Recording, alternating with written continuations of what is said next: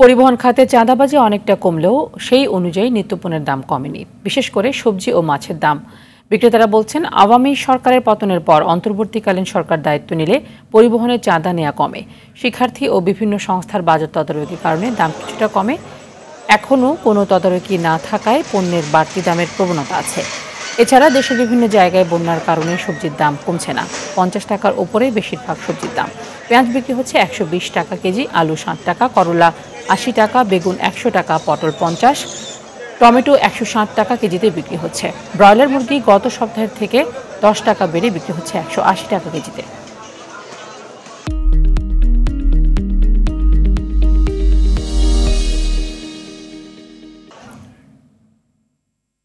বাজার দরে বর্তমান পরিস্থিতি জানাতে রাজধানীর কারণ বাজারে রয়েছেন সহকর্মী আতিকা রহমান, যুক্ত হচ্ছে তার সাথে। আতিকা, পণ্যের চাঁদাবাজির বিষয়ে যে অভিযোগটি আবারও পাওয়া যাচ্ছে, এটির সত্যতা পেয়েছেন কিনা এবং এই বিষয়ে কোনো কিছু জানতে পেরেছেন কিনা?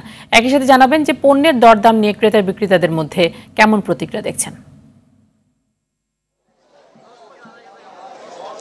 ধন্যবাদ।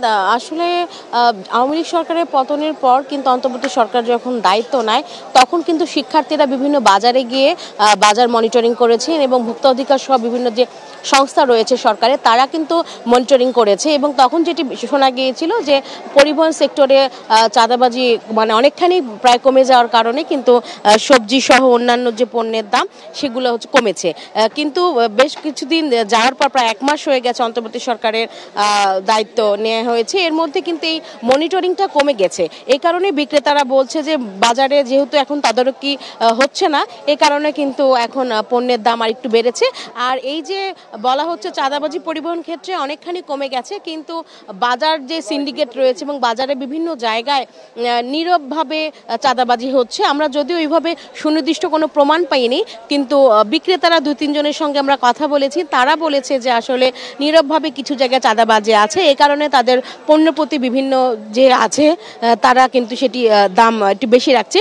একই সঙ্গে আমরা কিন্তু ক্রেতাদের সঙ্গে কথা বলেছিলাম, তারা যেটি বলছেন যে আসলে বাজারের সিন্ডিকেটের কারণেই কিন্তু বিভিন্ন সবজি, মাছ, মুরগি এগুলোর দাম এখনও বেশি আছে, যেটি আসলে কমে যাওয়ার কথা।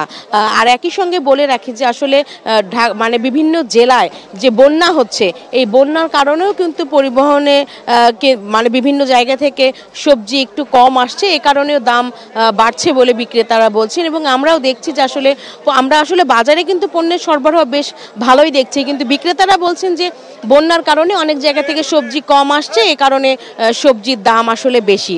তো এই যে সাধারণ মানুষ বলেছেন যে বিভিন্ন জায়গায় পরিবহন সহ বিভিন্ন জায়গায় অন্তর্বর্তী সরকারের বিভিন্ন পদক্ষেপের কারণে চাঁদাবাজিটা কমে যাওয়ার কারণে জিনিসপত্রে একটি প্রভাব পড়ার কথা। বিশেষ করে মাছ এবং মুরগি সহ অন্যান্য যে পণ্য রয়েছে সেগুলোর দাম আসলে কমার কথা, কিন্তু কেন কমছে না সেটি আসলে তদারকি করা দরকার। এই ছিল আমার কাছ থেকে কারণ বাজার থেকে সবশেষ খবর। ধন্যবাদ আপনাকে।